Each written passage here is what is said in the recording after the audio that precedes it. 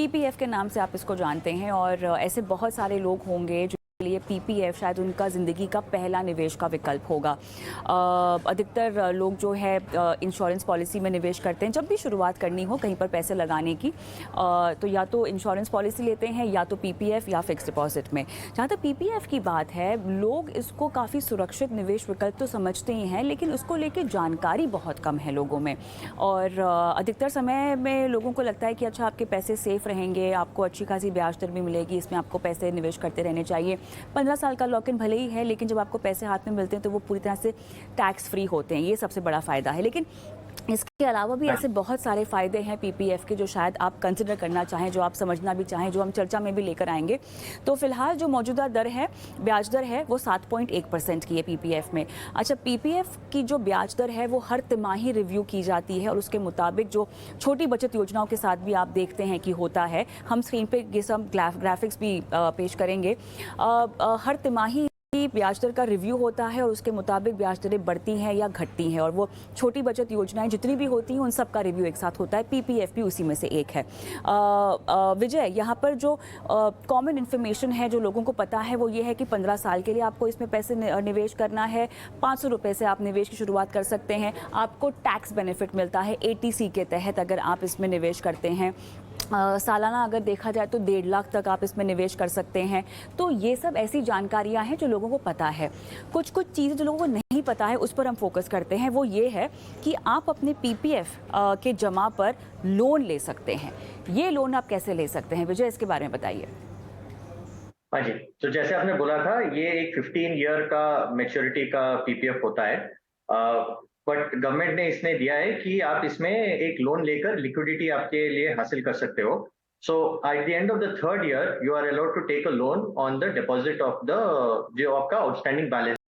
तो वहां पे आप लोन ले सकते हैं up to 25% of the preceding year balance.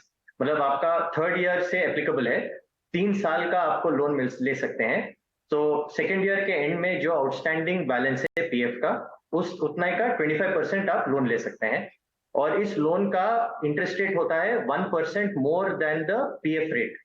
यानी कि अगर आप आज ले रहे हैं जहां पे 7.1% इंटरेस्ट रेट है, तो आपको लोन दिया जाएगा 8.1% पे for a tenure of 3 years. मतलब 36 महीने तक का आपको लोन मिलता है। ऑलराइट, लोन की भरपाई अगर आपको करनी हो तो कितने महीनों के अंदर करनी होगी? 36 मंथ्स, 3 इयर्स का मिलता है। ऑलराइट, लोन के अलावा अगर 15 साल का लॉक इन है जो कि बहुत लोगों के लिए बहुत ज़्यादा होता है, बीच में से अगर हमें कुछ पैसों की ज़रूरत पड़ गई तो हम कैसे पैसे निकाल सकते हैं पीपीएफ में? क्या कोई प्रावधान है? हाँ जी, तो आपका 7 साल के बाद आप विड्रॉल कर सकते हैं फ्रॉम दिस। पार्शियल विड्रॉल आपके लिए अलाउड है। एंड उसमें आप ये प्रोविजन यूज कर सकते हैं। एंड उसके स्पेसिफिक केसेस हैं जहाँ पे आप ये प्रोविजन यूज कर सकते हैं। जहाँ पे आपका एंड उसमें भी जब आप प्रीमेच्योर विड्रॉल करते हैं तो आपको सेम टैक्स बेनिफिट्स मिलते हैं। ई बोलते हैं, यानी एग्जेम्प्ट एग्जेम्प्ट एग्जेम्प्ट। तो आपका इंटरेस्ट और प्रिंसिपल भी जो है, जो पार्शियल विड्रॉल में, उस पर भी कोई टैक्स देने की जरूरत नहीं है। विजय, वो किन शर्तों पर निकाल सकते हैं आप? अप टू 50% आप निकाल सकते हैं। तो हाँ, लेकिन क्या कंडीशंस होती हैं? क्या कंडीशंस के तहत आपको अलाउ करेंगे कि आप वो पैसे निकालें? अच्छा, इसमें कंडीशंस होते हैं आपके लिए। मतलब आप जब ये करते हैं तो प्रीमेच्योर विड्रॉल जब करते हैं तो उसमें कोई कंडीशन नहीं होता है। जब आप प्रीमेच्योर क्लोज करते हैं, जब आपको अकाउंट क्लोज करना होता है, तो उसमें कंडीशन होते हैं। प्रीमेच्योर विड्रॉल आप 50% तक कर सकते हैं बिना कोई कंडीशंस के। जब आप अकाउंट क्लोज कर रहे हो तो उसमें 3 क्राइटेरिया हैं।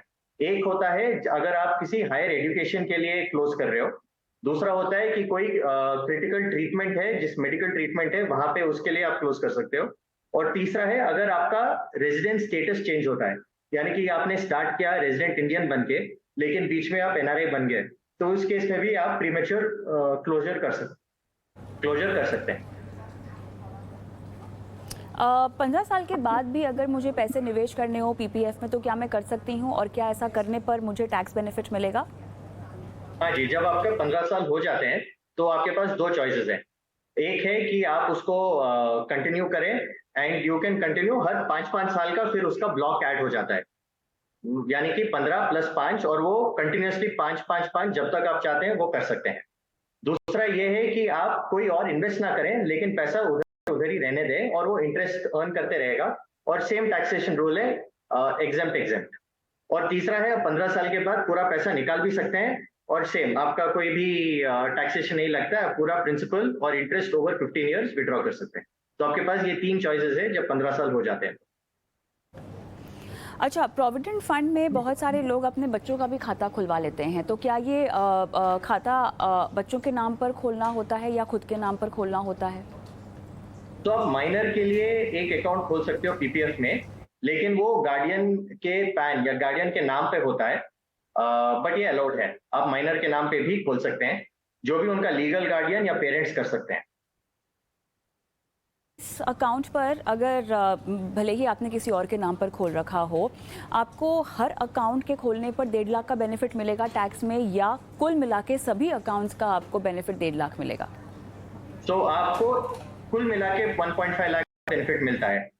सो अगर आप आपके बच्चे के लिए कर रहे हैं एंड तो फिर आप अपने आप के लिए नहीं कर सकते हो, मतलब आपका टोटल लिमिट है 1.5 lakh only across all the accounts for that pan.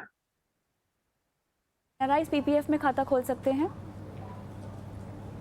Sorry, आप फिर से पूछ सकते हैं? क्या एनआरआईज पीपीएफ में खाता खोल सकते हैं? नहीं, एनआरआई अलाउड नहीं है, एचयूएफ भी अलाउड नहीं है, so they are not allowed to open PPF account.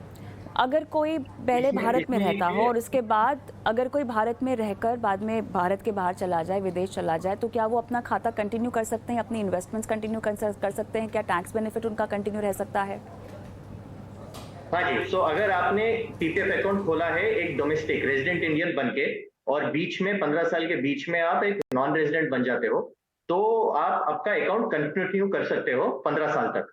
लेकिन फिर आपको जो एक्सटेंशन का ऑप्शन है 5 साल का, वो आपको नहीं मिलेगा, वो अलाउड नहीं है। लेकिन वो ओरिजिनल अकाउंट जो 15 साल तक है वो आप कंटिन्यू कर सकते हैं। पीपीएफ के अकाउंट क्या सभी तरह के बैंक्स में खुलते हैं? हाँ जी, कोई भी शेड्यूल्ड बैंक और पोस्ट ऑफिस में आपका पीपीएफ खुल सकता है, आप वो अकाउंट खोल सकते हो। क्या पीपीएफ का जो खाता है वो आप ट्रांसफ़र कर सकते हैं एक बैंक शाखा से दूसरी शाखा की ओर?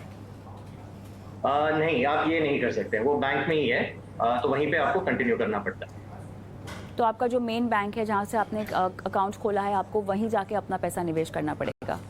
हाँ जी, हाँ जी। ऑलराइट, चलिए, तो यहाँ पर पीपीएफ को लेकर कमोवेश हमने वो सारी बातों पर चर्चा कर ली है जो शायद दर्शकों को अब तक पता नहीं हो। बहुत बहुत धन्यवाद विजय, आपका आपने समय निकाला इस खास चर्चा के लिए आज। धन्यवाद।